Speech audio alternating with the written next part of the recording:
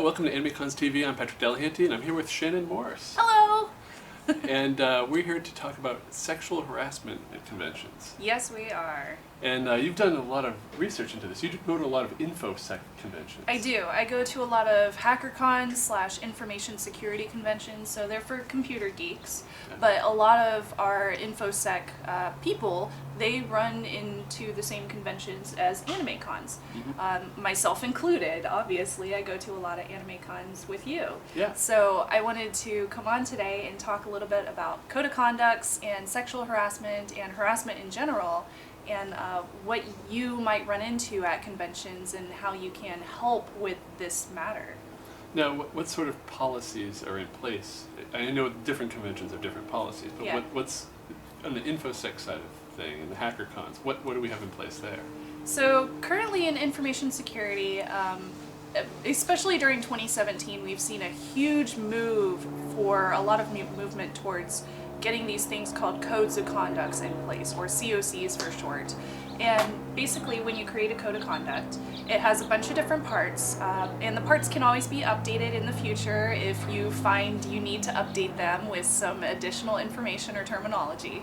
But generally there's like 4 parts or so. The first part would be what your core values are as a convention, what you expect from your attendees, and who your code of conduct is going to include. So that would be your speakers, your vendors, your guests, your attendees. Obviously, attendees are the most important, as well as the team members that are working at the convention. The next part would be defining what harassment is. So if you have a code of conduct in place, you would say, these are our core values and this is who this code of conduct includes. This is what harassment is. Now, sadly, harassment has to be defined for a lot of people. A lot of people don't understand what harassment entails. They might think that you're allowed to touch people where they don't want to be touched. However, you might think that rape is wrong. Yeah. They may think that's something they think is a locker room joke. Yeah. But somebody else maybe interpret that. That's a great example, especially. Not to politicize it or anything, but harassment basically entails a lot of different terminology, and whether you're going to an adult convention or an anime convention, you might have very different terminology that is included in your code of conduct. So after you define what is harassment, and I'll send you a link that you can include in your show notes to some really good information, breakdown there in the show notes. After that, you want to include information on how somebody can report it and who they can report it to. So those would be the last 2 parts. So basically, who can report it? That should be anybody. If you receive harassment, if you see harassment that's happening, if you are targeted, you should be able to report it in some way. Yeah. And that way should include not only in person with some of the team members that are working there, but also some other non-direct way of communicating. So that could be like over the phone, or a direct message to a Twitter account, or it could be an email address, or something that is going to be monitored 24/7 during the convention. After that, the most important part, of course you're going to have this code of conduct in place, but where do you want to put it? Right. So that should include in the guidebook that you give your convention attendees on the very first day. It should include maybe a poster that is seen in the main hallway. I believe we saw something like that at, was it SAC Anime, I want to say? Well, a lot of conventions now are doing the cosplay is not consent. Yes, exactly. And that is a huge, huge movement as well. And I think that falls into line with code of conducts as well, too. Right. So you should put it in your guidebook, on the website, and then maybe in a poster like available somewhere. I believe that maybe your MC should announce it during the convention so people know what they can and can't do during the convention. And then you should train your employees or volunteers so that they know exactly what they should do whenever a report is given to them.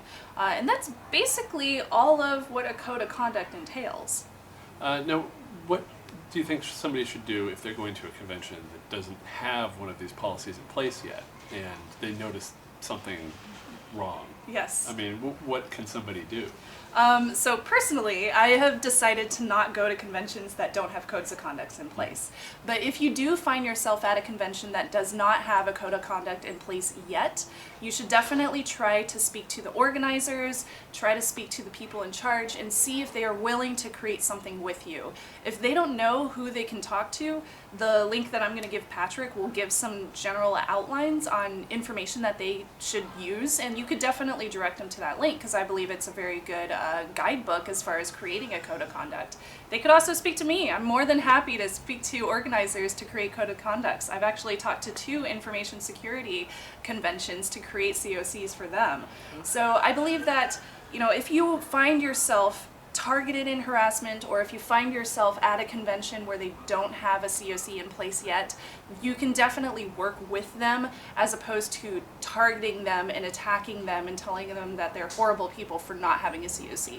A lot of these conventions just have not had any kind of reports happen, so they don't know that these things are happening. Yeah, they don't think it's necessary. Oh, it happens elsewhere. They don't think but it's not necessary. happening here. We don't. Yeah. We don't need to bother with. Yeah. And a big problem, I think, people think that codes of conducts they make people not harass people, if that makes sense. And COCs will not prevent harassment, but they do create guidelines for what is expected, and they do give the convention the right to ban people if they are harassers, if they are victimizing other people, if they are rape people, folks like that should not necessarily be at your convention or be standing out at your convention, because you don't want those kind of people in your environment.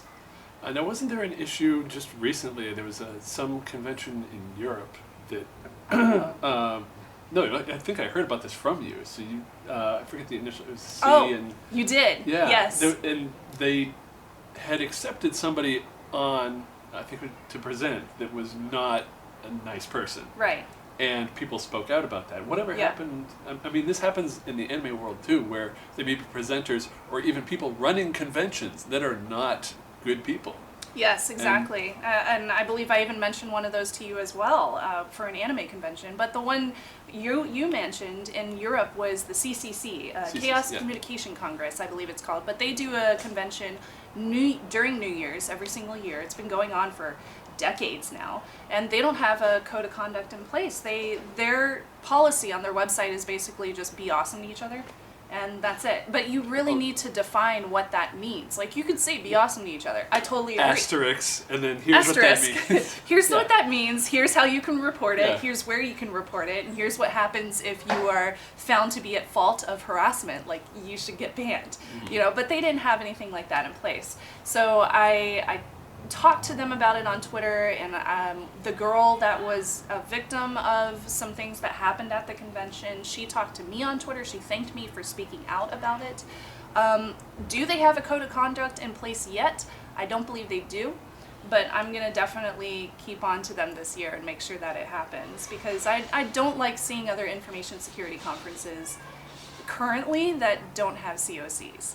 The whole reason that I got involved is because I was groped at a convention back in 2014, and it was kind of traumatizing, to be honest. It was something very small, but it was traumatizing. Like, you don't want to be put in that place where you don't know who you can trust, and especially if it's an acquaintance, and in my case it was.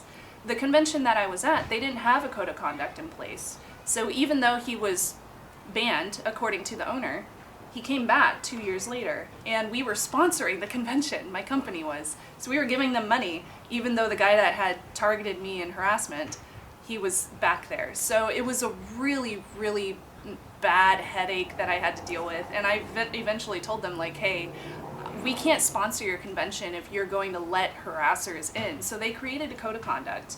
They started working with people more, and they're much more outspoken about having codes of conduct. And now I go back because I want to support them for, changing their mindset, which I think is totally possible. All right. Any other topics you'd like to tell people about? I just think it's really important. I think it's very important for there to be equality, especially in anime conventions and in information security conventions. AnimeCons, especially in society. Yeah, totally. It's not just the information security and anime, it's everywhere. When you have a convention, you're bringing in together, in a very small environment, a lot of different kinds of people. You have, so many different groups, so many different nationalities, and for there to be that kind of inclusion amongst that group of people, because everybody loves the same kind of thing, it's so special, and you don't want to ruin that. And I think it's so important to have these kinds of codes in place so that people know that they are protected. They have a way to report things that come up, that happen, because this isn't new. Like, these things have been happening for so many years. It's just now that people are starting to speak out about it. And for people to speak out about it, they have to know that something is going to happen. There's going to be an action involved if they actually speak up and say, hey, this happened to me. What are you going to do about it? And I know there's some cases where the person that is being accused of this has lashed out and sued people. Right. And I can think of several cases by several different people where this has happened. Right. And so others may be afraid to speak out because they fear a lawsuit. There are some huge issues with that, but if you have a group that you can talk to, if you have supporters, which I am a supporter of, equality and having codes of conducts, then you can definitely have us backing you up with whatever you need to report. So it always helps to have somebody by your side, to a supportive person. Like, if I was harassed at an anime convention, I would want you by my side, because I know that I could trust you. I know that you would trust me, and that you would be there by my side to support, my report. So it's always helpful to have those kind of people around you. Right. Anything else we should know? I think that's it. Okay. Feel free to follow me if you have any questions about codes of conduct as well. Yeah, and where else can they find you on other shows and Twitter and everything? Plug your stuff. I'm on the internets. I'm at Snubs on Twitter, SNUBS, or you can find me on YouTube. I'm youtube.com/Shannon Morse. I just posted a bunch of vlogs from Japan too. Yay! Which is super exciting. You have a new Instagram account. People would probably be interested in here. It's Sailor Moon specific. It's a Sailor Moon merchandise and news related Instagram. It's Sailor Snubs. SAILOR SNUBS. Very easy. Just Sailor Snubs. All right. Thank you for having me. Thanks for coming. Yeah, absolutely. It's so great to come out and speak about codes of conduct. Yeah. I think it's really important, and ever since it happened to me, I've become a huge advocate, so I'm really happy to speak about it. Yeah, and this is a topic we've been wanting to cover for quite a while, and if you have anything to say about it, please call our voicemail line at 762-ADEQUATE, that's 762-233-7828, or leave us an email at podcast@animecons.tv. We'd love to hear from you, and we can always pass that on and share. Thanks for coming. Thank you.